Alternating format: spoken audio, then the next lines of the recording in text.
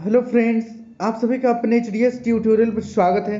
तो आज हम लोग इस वीडियो में देखेंगे जेक बोर्ड क्लास 10th का अगला वीकली टेस्ट साइंस का very very very very very important question.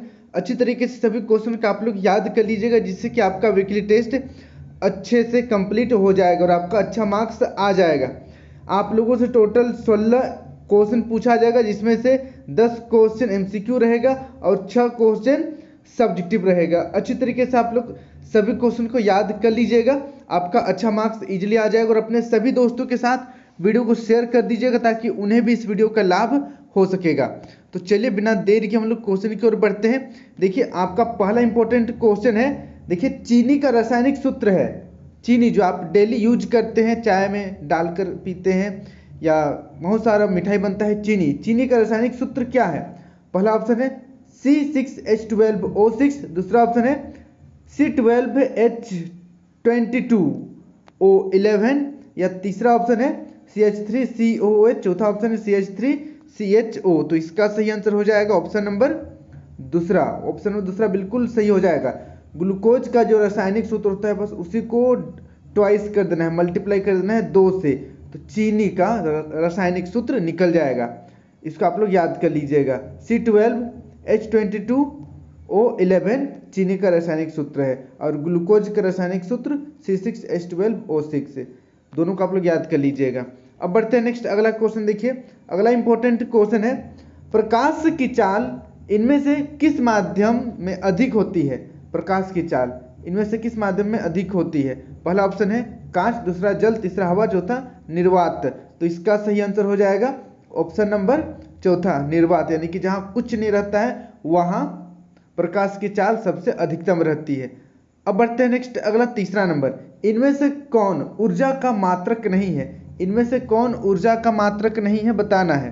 पहला ऑप्शन है जूल, दूसरा किलोवाट घंटा, तीसरा वाट, चौथा इनमें से कोई नहीं। तो इसका सही आंसर हो जाएगा ऑप्शन नंबर तीसरा, वाट। वाट ऊर्जा का मात्रक नहीं है। इसको भी आप लोगों को याद कर लेना, बहुत ज़्यादा इंपॉर्टेंट क्वेश्चन है। अब बढ़ते हैं नेक्स्ट अगला 4 नंबर। देखिए, 4 नंबर का क्वेश्चन है, अवगाद्रो संख्या का मान है। अवगाद्रो संख्या का मान, पहला ऑप्शन है 6.022 इंटू 10⁻22, दूसरा ऑप्शन है 6.022 इंटू 10⁻23, तीसरा ऑप्शन है 6.022 इंटू 10⁻20 और चौथा ऑप्शन है 6.022 इंटू 10⁻19। तो इसका सही आंसर हो जाएगा ऑप्शन नंबर दूसरा। इसको भी आप लोग याद कर लीजिएगा, बहुत ज़्यादा इंपॉर्टेंट क्वेश्चन है। 6.022 इंटू 10⁻23। अब बढ़ते हैं नेक्स्ट अगला। देखिए, 5 नंबर का क्वेश्चन है, सोना और चांदी का संकेत है। सोना और चांदी का संकेत क्या है? पहला ऑप्शन देखिए NaAg, दूसरा ऑप्शन है MgAu, तीसरा ऑप्शन है SCA और चौथा ऑप्शन है AuAg। तो इसका सही आंसर हो जाएगा ऑप्शन नंबर चौथा, Au यानी कि सोना और Ag यानी कि चांदी। इसको आप लोग याद कर लीजिएगा, इंपॉर्टेंट क्वेश्चन है। अब बढ़ते हैं नेक्स्ट अगला 6 नंबर। देखिए, 6 नंबर का क्वेश्चन है, इनमें से कौन एल्यूमिनियम ऑक्साइड का सूत्र है? इनमें से कौन एल्यूमिनियम ऑक्साइड का सूत्र है? पहला ऑप्शन है Al2O3, दूसरा ऑप्शन है Al3O2, तीसरा ऑप्शन है AlO2 और चौथा ऑप्शन है Al2O। तो इसका सही आंसर हो जाएगा ऑप्शन नंबर पहला। ऑप्शन नंबर पहला एल्यूमिनियम ऑक्साइड का सूत्र है Al2O3। इसको आप लोग याद कर लीजिएगा, इंपॉर्टेंट क्वेश्चन है। अब बढ़ते हैं नेक्स्ट अगला 7 नंबर। देखिए, 7 नंबर का क्वेश्चन है, बूझा हुआ चूना में कौन कौन से तत्व विद्यमान होते हैं? बूझा हुआ चूना में कौन कौन सा तत्व रहता है, बताना है। पहला ऑप्शन है Ca यानी कि कैल्शियम, दूसरा ऑप्शन है O यानी कि ऑक्सीजन, तीसरा ऑप्शन है H यानी कि हाइड्रोजन और चौथा ऑप्शन इनमें से कोई नहीं। तो इसका सही आंसर हो जाएगा ऑप्शन नंबर चौथा, इनमें से सभी। बूझा हुआ चूना में कैल्शियम, ऑक्सीजन और हाइड्रोजन तीनों चीज रहता है। इसको आप लोग याद कर लीजिएगा और अपने सभी दोस्तों के साथ वीडियो को शेयर कर दीजिएगा ताकि उन्हें भी इस वीडियो का लाभ हो सकेगा। और आगे भी आप लोगों को मैं इसी प्रकार से मदद करूंगा, इसलिए चैनल को सब्सक्राइब करना मत भूलिएगा। देखिए, नेक्स्ट 8 नंबर, रक्त है। रक्त है, पहला ऑप्शन है कोशिका, दूसरा तरल संयोजी उत्तक, तीसरा ऑप्शन है विभोजतक और चौथा ऑप्शन है सरल अस्थायी उत्तक। तो देखिए रक्त देखा जाए तो कोशिका तो है ही, लेकिन ऑप्शन नंबर दूसरा तरल संयोजी उत्तक है रक्त, ठीक है। ऑप्शन नंबर दूसरा ज़्यादा सटीक है, तरल संयोजी उत्तक कह सकते हैं हम लोग रक्त को। इसको आप लोग याद कर लीजिएगा, इंपॉर्टेंट क्वेश्चन है। अब बढ़ते हैं नेक्स्ट अगला 9 नंबर। 9 नंबर का क्वेश्चन है, पौधे की लंबाई किस उत्तक द्वारा बढ़ती है? पौधे की लंबाई कौन सा उत्तक द्वारा बढ़ती है? पहला ऑप्शन है शीर्षस्थ विभज्योतक, दूसरा ऑप्शन है अंतविष्ठ विभोजतक, तीसरा ऑप्शन है मृदु उत्तक और चौथा ऑप्शन है सरल अस्थायी उत्तक। तो इसका सही आंसर हो जाएगा ऑप्शन नंबर पहला। ऑप्शन नंबर पहला शीर्षस्थ विभोजतक। इसको आप लोग याद कर लीजिएगा, बहुत ज़्यादा इंपॉर्टेंट क्वेश्चन है। पौधे की जो लंबाई होती है ऑप्शन नंबर पहला शीर्षस्थ विभोजतक के कारण ही बढ़ता है। अब बढ़ते हैं नेक्स्ट अगला 10 नंबर। देखिए 10 नंबर का क्वेश्चन बहुत ज़्यादा इंपॉर्टेंट है, बहुत बार आप लोगों को कंपटीशन एग्जाम में भी ये क्वेश्चन पूछा गया है। और CMMSS NMSS इस तरीके से जो एग्जाम हुआ है उसमें ये सब क्वेश्चन बहुत बार रिपीट हुआ है। देखिए पहला ऑप्शन है जाइलम। ट्रैकिड्स किस में पाए जाते हैं? पहला ऑप्शन जाइलम, दूसरा ऑप्शन है फ्लोएम, तीसरा ऑप्शन है वसीय उत्तक, चौथा ऑप्शन है पेशियों में। तो ट्रैकिड्स पाए जाते हैं जाइलम में। इसको आप लोग याद कर लीजिएगा, इंपॉर्टेंट क्वेश्चन है। तो इस तरीके से मैंने आपको मोस्ट इंपॉर्टेंट 10 MCQ क्वेश्चन बता दिया है। सभी को पानी पानी कर लीजिए, याद कर लीजिए और अपने सभी दोस्तों के साथ वीडियो को शेयर कर दीजिएगा, चैनल को सब्सक्राइब कर लीजिएगा। तो चलिए अब हम लोग बढ़ते हैं कुछ सब्जेक्टिव क्वेश्चन की ओर। देखिए सब्जेक्टिव क्वेश्चन अच्छी तरीके से आप लोग याद कर लीजिएगा। पहला इंपॉर्टेंट सब्जेक्टिव क्वेश्चन है, धोने का सोडा के 3 उपयोग लिखें। धोने का सोडा के 3 उपयोग लिखना है। पहला देखिए घरों में सफाई के लिए धोने का सोडा घरों में सफाई के लिए यूज होता है। दूसरा है जल की अस्थायी कठोरता को हटाने के लिए। तीसरा ऑप्शन है कांच साबुन एवं कागज उद्योग में धोने का सोडा उपयोग में लाया जाता है। तो इसको आप लोग अच्छी तरीके से याद कर लीजिएगा। अब बढ़ते हैं अगला इंपॉर्टेंट क्वेश्चन की ओर। देखिए अगला इंपॉर्टेंट क्वेश्चन है, निम्नलिखित का रासायनिक सूत्र लिखें। रासायनिक सूत्र लिखना है। पहला देखिए सोडियम ऑक्साइड का और दूसरा है एल्यूमिनियम सल्फेट का। तो चलिए हम लोग सोडियम ऑक्साइड और एल्यूमिनियम सल्फेट का रासायनिक सूत्र लिखते हैं। तो देखिए आप लोगों को इस प्रकार से लिखना है, सोडियम ऑक्साइड का रासायनिक सूत्र। यहाँ पर प्रतीक में देखिए सोडियम का प्रतीक Na, ऑक्सीजन का प्रतीक आपका O है। संयोजकता सोडियम का 1 और ऑक्साइड का 2 होता है। तो क्रॉस मल्टीप्लाई कर देंगे हम लोग यहाँ पर, तो हम लोगों को सूत्र मिल जाएगा Na2O सोडियम ऑक्साइड का। इसको आप लोग याद कर लीजिए। अब बढ़ते हैं एल्यूमिनियम सल्फेट का रासायनिक सूत्र की ओर। देखिए एल्यूमिनियम का संयोजकता 3 है और सल्फेट का संयोजकता 2 है। तो हम लोग दोनों को लिखेंगे और क्रॉस मल्टीप्लाई कर देंगे तो हमारे पास रासायनिक सूत्र आ जाएगा एल्यूमिनियम। यहाँ पर देखिए Al2SO4 फिर 3, तो इसी को यहाँ पर लिख देना है सूत्र Al2SO4 3 एल्यूमिनियम सल्फेट। इसको आप लोग याद कर लीजिएगा, बहुत ज़्यादा इंपॉर्टेंट क्वेश्चन है। अब बढ़ते हैं अगला क्वेश्चन की ओर। अगला इंपॉर्टेंट क्वेश्चन है, जाइलम और फ्लोएम के कार्य लिखें। जाइलम और फ्लोएम का कार्य लिखना है। तो चलिए इसका हम लोग आंसर देखते हैं। तो देखिए जाइलम का कार्य यहाँ पर नीचे लिखा हुआ है और फ्लोएम का कार्य यहाँ पर लिखा हुआ है। तो देखिए जाइलम का क्या कार्य है, ये मृदा से जल तथा खनिज लवणों को पादप के विभिन्न भागों में पहुँचाते हैं। वहीं पर देखिए फ्लोएम, ये पत्तियों से भोजन को पौधों के विभिन्न भागों में पहुंचाते हैं। यहाँ पर देखिए जाइलम स्टार्ट किससे हो रहा है? ज से, यानी कि जल। जाइलम में जल का परिवहन होता है। फ्लोएम किससे स्टार्ट हो रहा है? स्टार्ट हो रहा है फ से, यानी कि फूड, फ से फूड। तो यहाँ पर फ्लोएम में फूड का ट्रांसपोर्ट होता है। इसको आप लोग याद कर लीजिएगा, जैसे यहाँ पर लिखा हुआ है सेम टू सेम इसको याद कर लीजिएगा, बहुत ज़्यादा इंपॉर्टेंट क्वेश्चन है। अब बढ़ते हैं अगला क्वेश्चन की ओर। अब अगला इंपॉर्टेंट क्वेश्चन देखिए, ऊर्जा किसे कहते हैं? ऊर्जा के नियमों को लिखें।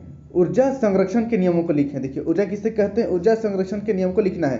तो इसका उत्तर देखिए, किसी वस्तु में कार्य करने की क्षमता उस वस्तु की ऊर्जा कहलाती है। कोई भी वस्तु में कार्य करने की जो क्षमता रहती है उसी को वस्तु की ऊर्जा कहते हैं। अब चलिए हम लोग ऊर्जा संरक्षण के नियम को लिखते हैं। तो ऊर्जा संरक्षण का नियम देखिए, ऊर्जा संरक्षण का नियम, ऊर्जा न तो पैदा की जा सकती है और ना ही नष्ट की जा सकती है, यह केवल एक रूप से दूसरे रूप में बदली जा सकती है। इसको आप लोग याद कर लीजिएगा, बहुत ज़्यादा इंपॉर्टेंट क्वेश्चन है। अब बढ़ते हैं नेक्स्ट अगला क्वेश्चन की ओर। अगला इंपॉर्टेंट क्वेश्चन है, परमाणु संख्या क्या है? परमाणु संख्या क्या है? तो इसका उत्तर देखिए, किसी तत्व के नाभिक में उपस्थित प्रोटॉनों की कुल संख्या को उस तत्व की परमाणु संख्या कहते हैं। अर्थात परमाणु संख्या को Z से हम लोग डिनोट करते हैं, बराबर नाभिक में प्रोटॉन की संख्या P, कक्षाओं में इलेक्ट्रॉनों की संख्या E। तो अतः Z बराबर P बराबर E, क्योंकि जितना प्रोटॉन रहेगा उतना इलेक्ट्रॉन रहेगा। ठीक है, तो चलिए अब यहाँ पर अगला क्वेश्चन है, द्रव्यमान संख्या से आप क्या समझते हैं? द्रव्यमान संख्या से आप क्या समझते हैं? तो इसका उत्तर देखिए, किसी तत्व का द्रव्यमान संख्या उसके परमाणु में उपस्थित प्रोटॉनों एवं न्यूट्रॉनों की संख्या के योग के बराबर होता है। प्रोटॉन और न्यूट्रॉन दोनों को जोड़ देंगे तो परमाणु का जो द्रव्यमान है वो निकल जाएगा, परमाणु द्रव्यमान संख्या। अब बढ़ते हैं नेक्स्ट अगला इंपॉर्टेंट क्वेश्चन है, समस्थानिक की परिभाषा लिखें। समस्थानिक का परिभाषा लिखना है। तो इसका उत्तर देखिए, वैसे तत्व जिनकी परमाणु संख्या समान लेकिन द्रव्यमान संख्या अलग अलग होती है समस्थानिक कहलाते हैं। जैसे कि कार्बन का यहाँ पर देखिए, कार्बन का यहाँ पर अगर हम लोग देखें तो द्रव्यमान अलग अलग है लेकिन परमाणु संख्या सेम है। परमाणु संख्या 6 है कार्बन का, लेकिन द्रव्यमान एक कार्बन का 12 है और दूसरा का 14 है। तो इसका आप लोग याद कर लीजिएगा, इंपॉर्टेंट क्वेश्चन है, सभी क्वेश्चन बहुत ज़्यादा इंपॉर्टेंट है। अब बढ़ते हैं अगला क्वेश्चन की ओर। अगला इंपॉर्टेंट क्वेश्चन देखिए, एक वस्तु का पृथ्वी पर भार 60 न्यूटन है, तो चंद्रमा पर उस वस्तु का भार ज्ञात करें। आप सभी को पता होना चाहिए कि पृथ्वी पर जो भी वस्तु है उसका भार अगर हम लोग चंद्रमा पर ले जाएंगे तो 1/6 हो जाता है, छठा भाग हो जाता है, 1/6 भाग हो जाता है। तो सिंपली हम लोग 60 को हम लोग 1/6 से गुना कर देंगे तो 60/6 हो जाएगा, इसको काट देंगे तो 10 न्यूटन हमारा आंसर आ जाएगा। लेकिन इसको प्रॉपर तरीके से लिखना है, तो इसको इस प्रकार से सोल्व करेंगे। देखिए, पृथ्वी पर वस्तु का भार 60 न्यूटन, अतः चंद्रमा पर वस्तु का भार बराबर हो जाएगा 60/6 न्यूटन। इसको काट देंगे हम लोग, 6 का 6, 6 दहाइए 60, तो 10 न्यूटन हमारा आंसर आ जाएगा। इस तरीके से आपको वर्डिंग करके आंसर लिखना है। इसको आप लोग नोट कर लीजिए, याद कर लीजिएगा, बहुत ज़्यादा इंपॉर्टेंट क्वेश्चन है। अब बढ़ते हैं नेक्स्ट हम लोग अगला क्वेश्चन की ओर। अगला क्वेश्चन है, 1 किलोवाट आवर को जूल में परिवर्तित करें। 1 किलोवाट घंटा को जूल में परिवर्तित करना है। तो चलिए इसका हम लोग आंसर देखते हैं। तो इसका हल आपको इस प्रकार लिखना है, यहाँ पर जैसे मैंने लिखा है। देखिए, यहाँ पर हम लोगों को 1 किलोवाट आवर को किस में बदलना है? जूल में बदलना है। तो यहाँ पर हम लोग अगर बात करें सिर्फ वाट का, तो वाट का फॉर्मूला होता है जूल बटे सेकेंड या जूल पर सेकेंड। अब यहाँ पर हम लोग क्या करेंगे, हम लोगों को जूल निकालना है। जूल को एक साइड रखेंगे, सेकेंड को बराबर का दूसरी साइड ले जाएंगे, दूसरे साइड ले जाएंगे तो वाट के साथ गुना में हो जाएगा। अब यहाँ पर देखिए, 1 वाट घंटा हम लोगों को चाहिए, तो सेकेंड को हम लोगों को घंटा में बदलना है। तो 1 मिनट में 60 सेकेंड होता है और 1 घंटे में 60 मिनट होता है, इसलिए जूल के साथ हम लोग 60 गुना 60 कर देंगे, ये वाला 60 और ये वाला 60 को गुना कर देंगे। ठीक है, तो यहाँ पर हमारा हो जाएगा 1 वाट आवर। ये जो सेकेंड था इसी को हम लोग बदले घंटा में बदले, इसलिए 60 गुना 60 इधर गुना किए हैं। अब यहाँ पर देखिए, यहाँ पर किलो नहीं है, के नहीं है, तो के लगाएंगे यहाँ पर हम लोग, के यानी कि किलो, किलो यानी कि कितना होता है? 1000। तो इधर भी हम लोग गुना कर देंगे 1000 से। ठीक है, 10 का घात 3 यानी कि 1000 ही है। यहाँ पर के लिखे हैं और यहाँ पर 1000 लिखे हैं। अब इसको हम लोग सोल्व कर देंगे तो हमारे पास आ जाएगा 1 किलोवाट आवर बराबर 3.6 ×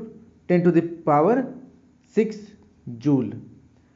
तो इसको आप लोग याद कर लीजिएगा, इसको प्रैक्टिस कर लीजिएगा, इंपॉर्टेंट क्वेश्चन है। तो यहाँ पर मैंने आप लोगों को जितना भी क्वेश्चन बताया सभी काफ़ी ज़्यादा इंपॉर्टेंट है, very very very very very very very important है। अच्छी तरीके से सभी क्वेश्चन को आप लोग याद कर लीजिएगा, जिससे आपका वीकली टेस्ट अच्छे से जाए। और अपने सभी दोस्तों के साथ वीडियो को शेयर कर दीजिएगा ताकि उन्हें भी इस वीडियो का लाभ हो सकेगा। आगे भी आप लोगों को मैं इसी प्रकार से आप लोगों का मदद करूँगा, इसलिए चैनल को सब्सक्राइब कर लीजिएगा। Thank you for watching video. जय हिंद, जय भारत।